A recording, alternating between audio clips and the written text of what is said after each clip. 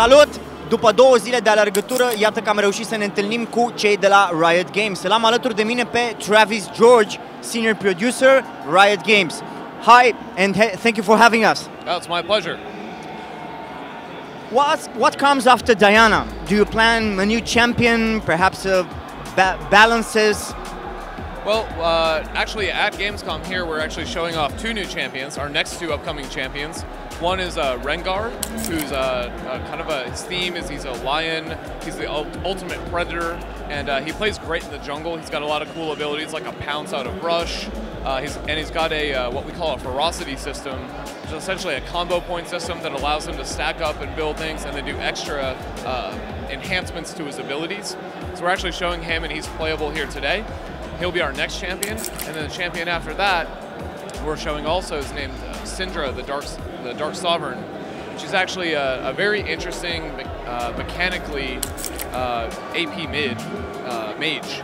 She actually controls Force Orbs and can summon these Force Orbs into the world, and she can actually manipulate them. She can actually pick them up, throw them, and then she can actually use the spells to push them around, do extra damage. It's a really, really unique mechanic that we haven't really seen before, and so we're actually having those hands-on playable here. Those are our next upcoming champions, and of course, with all the esports events and everything, we were super focused on balance. So I wouldn't expect any major balance changes over the coming months, but we will continue to tweak and make sure everything's in order for going into the Season 2 World Championships. You did something extraordinary. Basically, you fulfilled all the fans' requests for League of Legends. You improved the performance for the old computers, stealth remake, creep score. What's coming next? Well, I don't know if we can ever satisfy every desire the fans have, and so we always try to focus on what's the most important issue for our players, and there's still a lot out there that we're working on. We've made a lot of improvements. Stealth Remake was a big one, but there's more issues coming, and we're always listening, and we have an entire team of people dedicated to doing new stuff, so not only content, but we're going to continue to improve the experience around the game.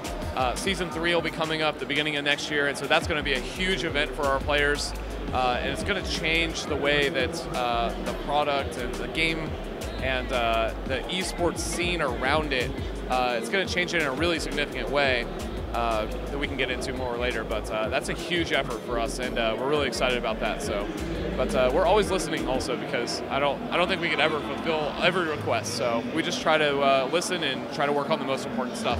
So, do you plan new skins for all champions? Oh yeah, absolutely. We try to take an approach not only just with skins, but also reworks for characters. You'll see we just relaunched Katarina. That's all new model, all new textures, all new particles, a little bit of ability reworks, and all of our skins got an upgrade also. So we did that with Ashe previously, and we try to look at a lot of things when determining what skins we can work on. Mostly we just try to think of what's the coolest skin that we can make at the time. And we always try to make sure that we're doing a healthy balance of newer characters with older characters.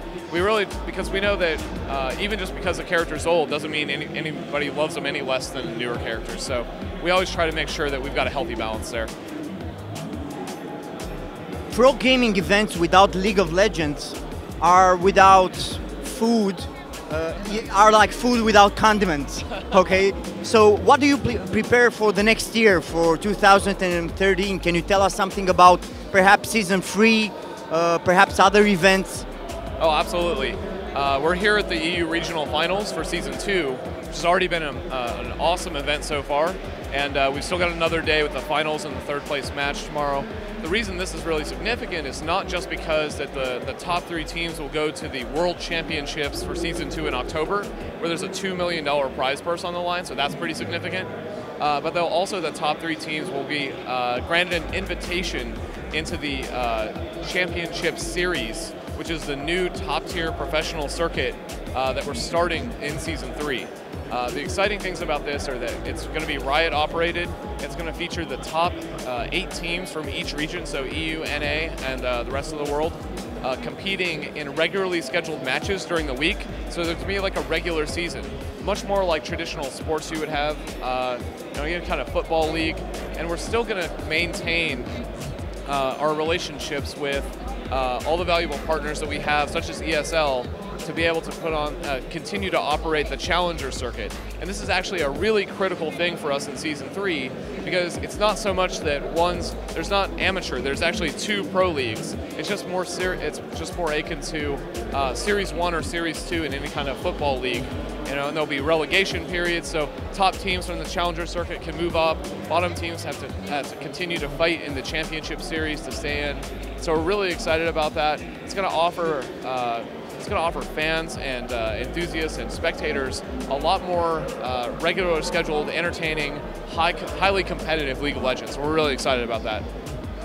I don't think you guys decided yet, but roughly, will you throw in the market more than you threw this year in prize pools, or you try to keep at least the same quota? Well, we're definitely not going to go down. So in total prizes, you know, what we did with Season 2 is we announced a $5 million prize purse for the entire season.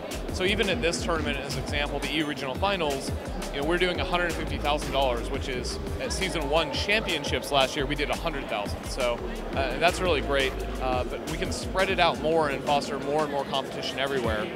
In Season 3, one of the notable things we'll do about currency that we can talk about is that we're going to be salarying professional teams. So that ensures that they don't have to go have another job just to pay the bills, and they can dedicate their time to being the best at League of Legends that they can be.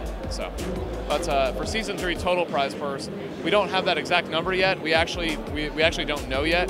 But obviously, we're going to try to make it worthwhile for everybody's time to spend their time playing and competing in Season 3. Definitely.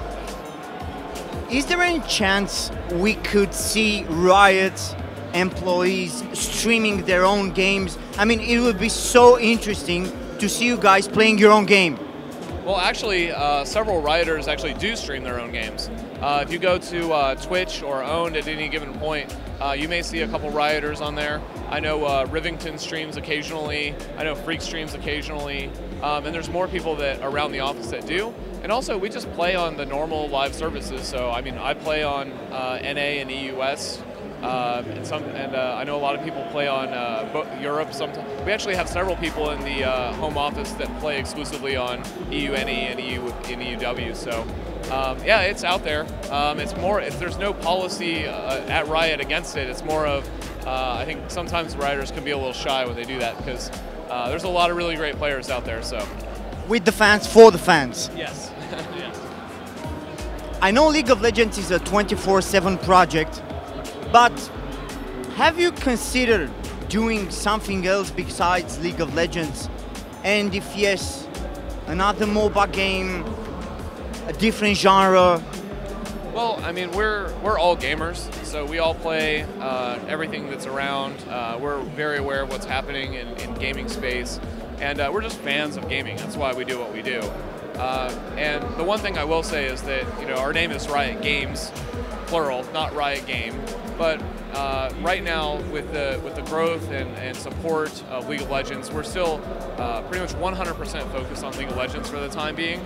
In the future, someday, you know, maybe we'll dip our toes into the water and somewhere else. But right now, our focus is on making sure that the end of Season 2 is awesome, Season 3 starts off and is epic, and we're continuing to just deliver the things that players want for League of Legends. As you said, I mean, it's a 24/7 full-time job, and we've got a lot of dedicated people to that. So.